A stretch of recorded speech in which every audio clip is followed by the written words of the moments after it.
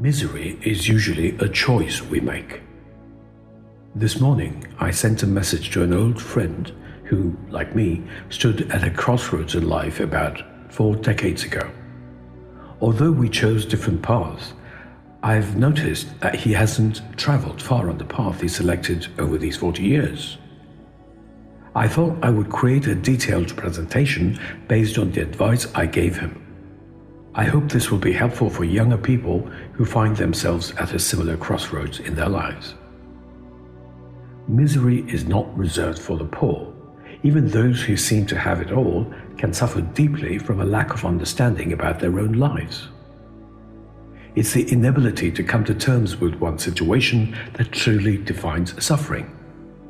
I know many who, despite facing financial struggles, find joy in what they possess. Their happiness stems from how they manage their circumstances, avoiding greed and working towards improving their lives. Conversely, many wealthy individuals live in misery because they cannot find contentment or meaning in their lives, often feeling empty despite their material success. Recently, I came across a video of a Tamil scholar who suggested that people should not meddle with the beliefs of the poor, even if those beliefs were fragile. He argued that we should allow them to live as they wish because their beliefs were their only hope. How appalling, sickening, and wicked! As educated individuals with a fair amount of enlightenment, shouldn't we aim to help those suffering from ignorance? If we know the truth, isn't it our duty to share it so that others can also find the happiness we found? Unlike organized religions, my mission is not to impart or impose beliefs on others. I aim to encourage people to read a translation of the Srimad Bhagavad Gita at least once. I have created several resources to help achieve this objective. The Srimad Bhagavad Gita teaches critical thinking rather than prescribing specific beliefs. As the scripture teaches, I encourage people to question, ask, and seek understanding. Upon gaining a fundamental understanding, one can see that there is nothing in this universe that doesn't make sense. Just because we may not understand something doesn't mean it lacks logic. It simply means our understanding is limited. Since February 2014, I have been running my blog and YouTube channel where I share my knowledge of the Srimad Bhagavad Gita, various Sanskrit mantras, some key Upanishads, and the general teachings of Vedanta. Mantras serve to restrain, control, and strengthen the mind, directing one's energy towards self-improvement.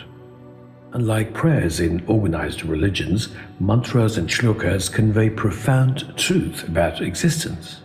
Unfortunately, many are misled by charlatans who claim that simply chanting mantras will miraculously solve their problems. This is a misunderstanding. Mantras are meant to be understood and require intellectual engagement. Once the mind transforms, so too does one's life. I have always urged people to prioritize delving into the Srimad Bhagavad Gita over all else. This is because the clarity gained from such profound knowledge provides an excellent foundation for starting any endeavor in life. Unfortunately, not many take this step. The Srimad Bhagavad Gita itself acknowledges the fact in the 7th chapter that only a few truly attempt to seek truth. Krishna says in Shloka 3 of the 7th chapter, "Out of thousands of men, hardly one tries to achieve perfection in self-realization, and among those trying so hard to do so, there is hardly one who achieves perfection in self-realization. And among those who do achieve self-realization, there is hardly one who truly knows me." And in Shloka 19 of the 7th chapter, Krishna says, "Therefore, after innumerable births, the one who has perfected his or her wisdom, understanding fully my universal reality, surrenders to me, and such an individual is very rare." Reflecting on my personal journey, by 1995, I had already experienced a highly eventful life. I was a movie stuntman and actor, and had by then tasted a bit of the tinsel world. However, due to the inherent dangerous and life-threatening nature of my work, I faced major accidents and near-death experiences. Tired of the recurring issues in my life, I realized that the common factor was myself. This prompted me to undergo a 48-hour-long tryst with myself, during which I introspected deeply.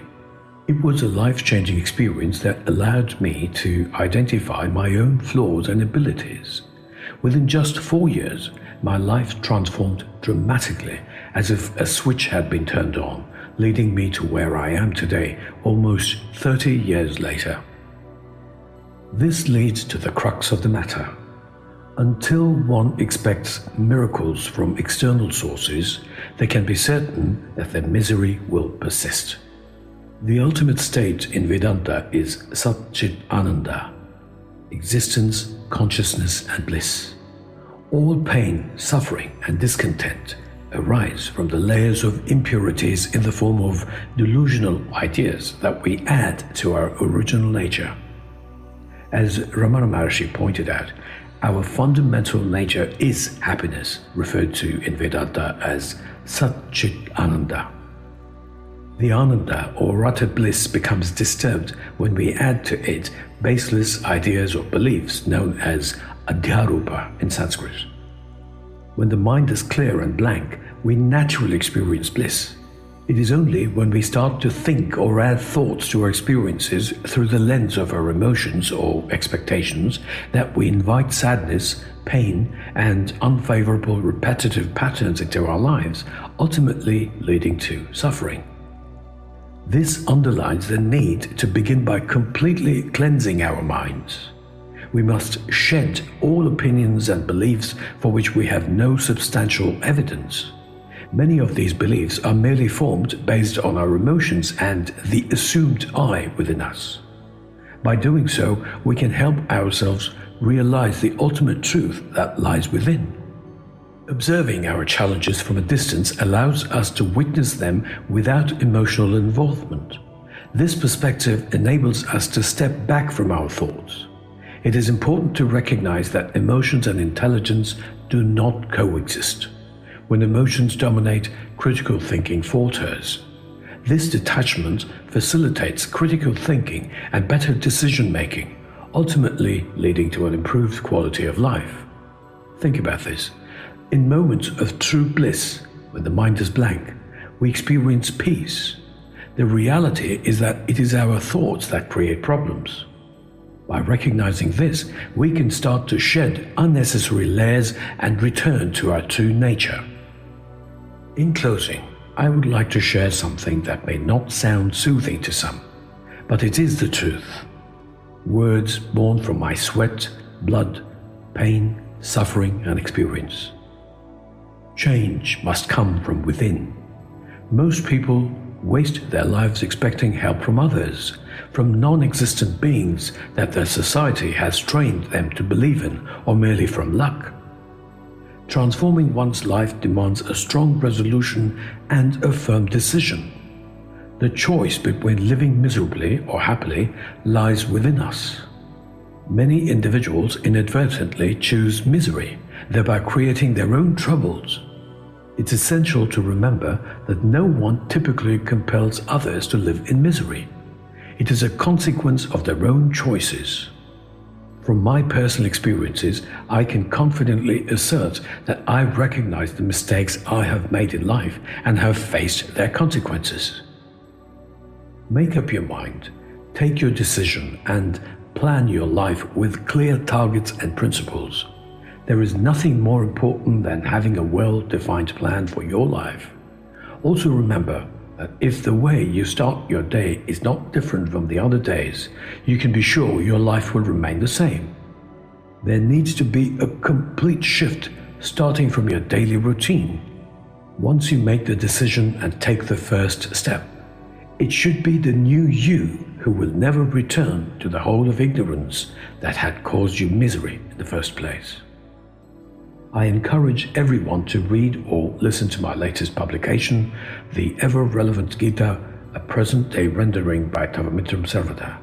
Doing so can provide new insights and understanding that may significantly improve your perspective on life.